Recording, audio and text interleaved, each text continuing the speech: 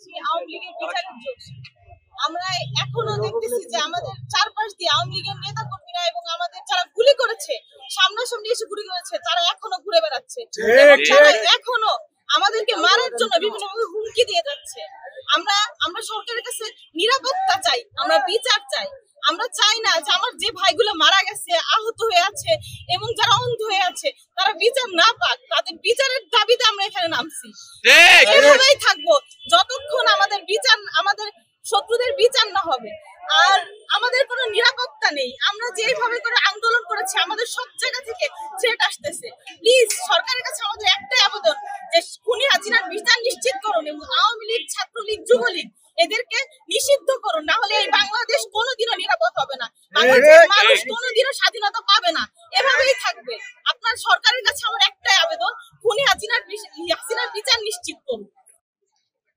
যতদিন পর্যন্ত এই বাংলার মাটিতে নিষিদ্ধ সংগঠন ছাত্রলীগ, যুবলীগ, আওয়ামী লীগ নিষিদ্ধ না হবে এবং গ্রেপ্তার না হবে, ততদিন পর্যন্ত আমরা 24-এর বিপ্লবীরা মাঠ থেকে বাড়ি ফিরে যাব। ইনকিলাব জিন্দাবাদ। ওপেন মিছিলের আয়োজন করার একটাই মাত্র উদ্দেশ্য, ফ্যাসিবাদের যারা দোসর ছিল, আওয়ামী লীগের যারা দোসর ছিল, তারা এখনো বাংলাদেশের ভিতরে বিশৃঙ্খলার চেষ্টা করছে। তাদের সন্ত্রাসী ট্যাগ লাগিয়ে আমরা যারা 24-এ আন্দোলন করেছি, আমরা যারা 24-এ কেউ পঙ্গু হয়েছে, কেউ মারা গিয়েছে, কেউ চোখ হারিয়েছে, কেউ শরীরের অঙ্গহানি হয়েছে, তারা আমরা মনে করি এখনো আওয়ামী লীগের দোসর থেকে তারা এখনো রেহাই পায়নি। এখনো তাদের ওই সন্ত্রাসী এজেন্ডা বাস্তবায়ন করছে। ইতিমধ্যেই আমরা দেখতে পেয়েছি গাজীপুরে আমার ভাইদের উপরে কিভাবে নৃশংস হামলা হয়েছে।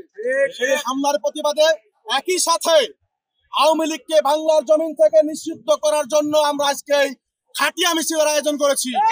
আমরা চাই যতদিন পর্যন্ত বাংলাদেশে আওয়ামী লীগ থাকবে, ফ্যাসিবাদ থাকবে, ততদিন পর্যন্ত বাংলাদেশের মানুষ ঘরের নিরাপত্তাহীনতায় ভুগবে।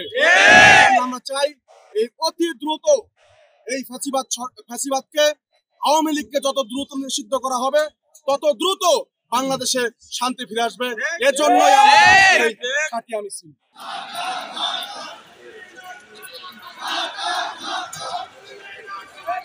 Ah!